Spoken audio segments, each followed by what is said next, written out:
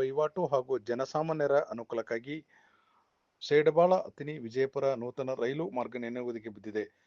ಕೂಡಲೇ ಈ ಒಂದು ರೈಲ್ವೆ ಯೋಜನೆಯನ್ನ ಬೇಗನೆ ಆರಂಭ ಮಾಡಬೇಕು ಎಂದು ಆಗ್ರಹಿಸಿ ಸಂಸದ ಹಾಗೂ ಮಾಜಿ ಮುಖ್ಯಮಂತ್ರಿ ಜಗದೀಶ್ ಶೆಟ್ಟರ್ ಅವರಿಗೆ ಹೋರಾಟಗಾರ ಹಾಗೂ ಅಂಜುಮನ್ ಇಸ್ಲಾಂ ಸಮಿತಿಯ ಉತ್ತರ ಕರ್ನಾಟಕದ ಅಧ್ಯಕ್ಷ ಹಮೀದ್ ಕೊಪ್ಪದ ನೇತೃತ್ವದಲ್ಲಿ ಮನವಿ ಸಲ್ಲಿಸಲಾಯಿತು. ಸಾಕಷ್ಟು ಅನುಕೂಲವಾಗತಕ್ಕಂಥ ಈ ಯೋಜನೆ ಧಾರವಾಡ, ಬೆಳಗಾವಿ, ಚಿಕ್ಕೋಡಿ, ವಿಜಯಪುರ ಸೇರಿದಂತೆ ರಾಜ್ಯದ ಅನೇಕ ಭಾಗಗಳಿಗೆ ಇದು ಅನುಕೂಲ ಆಗ್ತದೆ. ಜೊತೆಗೆ ಸೇಡಬಾಳ ಅಥಣಿ ವಿಜಯಪುರ ರೈಲು ಮಾರ್ಗ 1.5 ದಶಕದಿಂದಲೇ ನೆನೆಗುದಿಗೆ ಬಿದ್ದಿದೆ. 112 ಕಿಲೋಮೀಟರ್ ಉದ್ದದ ಈ ರೈಲು ಮಾರ್ಗ ಘೋಷಣೆಯಾಗಿ ಹಲವಾರು ವರ್ಷಗಳೇ ಕಳೆದಿವೆ.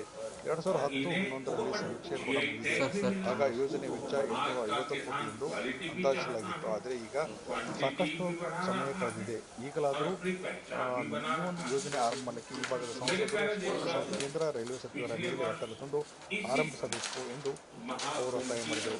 ಇದೇ ಸಂದರ್ಭದಲ್ಲಿ ಜಗದೀಶ್ ಶೆಟ್ಟರ್ ಸಕಾರಾತ್ಮಕ ಹೊಂದಿಕೊಂಡು ಶೀಘ್ರವೇ ರೈಲ್ವೆ ಸಚಿವ ಅಶ್ವಿನಿ ವೈಷ್ಣವ್ ಅವರನ್ನು ಭೇಟಿ ಮಾಡಿ ಈ ಒಂದು ಕಾಮಗಾರಿ ಆರಂಭಕ್ಕೆ ಮನವಿ ಮಾಡಲಾಗುವುದು ಎಂದರು. ಹೋರಾಟ ಮಾಡ್ತಿದ್ರೆ ಏನು ಶೆಡ್ಬಾಳ್ ಖಾನಾಪುರ ಸರ್ ಈಗ ಒಂದು ಮನವಿ ಕೊಟ್ಟರು, ಅದು ಕೊಟ್ಟಿದ್ದಾರೆ.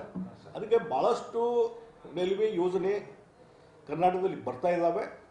ಮತ್ತು ಇನ್ನು ಹಿಂದೆ ಇದ್ದದ್ದು ಯೋಜನೆ ಮುಗಿಸ್ಲಿಕ್ಕೆ ಹಾಕಿದ್ದಲ್ಲ, ಹಣ ಕೊಡ್ತಿದ್ದಿಲ್ಲ.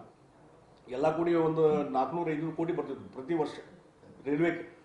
ಈ ಸಲ ಪ್ರತಿ ಸಲ 7,000-8,000 ಕೋಟಿ ಹಣ ನಮ್ಮ ಕರ್ನಾಟಕಕ್ಕೆ ಸಿಗ್ತಾ ಇದೆ. ಮತ್ತು ಹೊಸ ಹೊಸ ರೈಲ್ವೆ ಯೋಜನೆ ಇರ್ಬೋದು, ಅರ್ಧ ಆದಂಥ ಕಾರ್ಯಕ್ರಮ ಇರ್ಬೋದು, ಅದನ್ನು ಪೂರ್ಣಗೊಳಿಸುವಂಥದ್ದು ಇರ್ಬೋದು, ಎಲ್ಲವೂ ಮಾಡ್ತಾ ಇದ್ದಾರೆ. ಈಗ ಇದನ್ನು ಏನು ಮನವಿ ಕೊಟ್ಟಿದ್ದಾರಲ್ಲ ಶೆಡ್ಬಾಳದ್ದು, ಅದನ್ನು ನಾನು ರೈಲ್ವೆ ಮಿನಿಸ್ಟರ್ ಗಮನಕ್ಕೆ ತೊಗೊಂಬರ್ತೀನಿ. ಇನ್ನೂ ಇಡೀ ರಾಜ್ಯದಲ್ಲಿ ಈ ರೀತಿಯ ಹಲವಾರು ರೈಲ್ವೆ ಯೋಜನೆ ಮತ್ತೊಂದು ಚಾಲನೆ ಕೊಡೋದಕ್ಕೆ ಎಲ್ಲ ಪ್ರಯತ್ನ ನಮ್ಮ ಸರ್ಕಾರದಿಂದ ನಡೀತಾ ಇದೆ.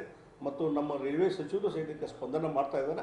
ಮತ್ತು ಬರುವಂಥ ದಿವಸಗಳಲ್ಲಿ ಈ ರೀತಿ ನಾನು ಒಂದೇ ಒಂದು ರಾಜ್ಯ ಸರ್ಕಾರಕ್ಕೆ ಮೊನ್ನೆ ಪಾರ್ಲಿಮೆಂಟಲ್ಲಿ ಭಾಷಣ ಮಾಡೋದು ಹೇಳಿದೆ.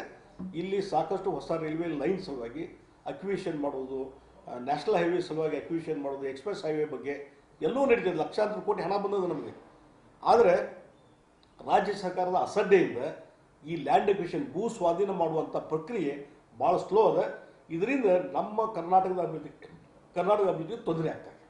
ಮೊನ್ನೆ ನೀವು ಅಶ್ವಿನಿ ವೈಷ್ಣವ್ನು ಭೇಟಿಯಾಗಿ ಮಾತಾಡಿದ್ದೀನಿ, ಅವ್ರಿಗೂ ಮಾತಾಡಿದ್ದೀನಿ. ಈ ಮತ್ತೆ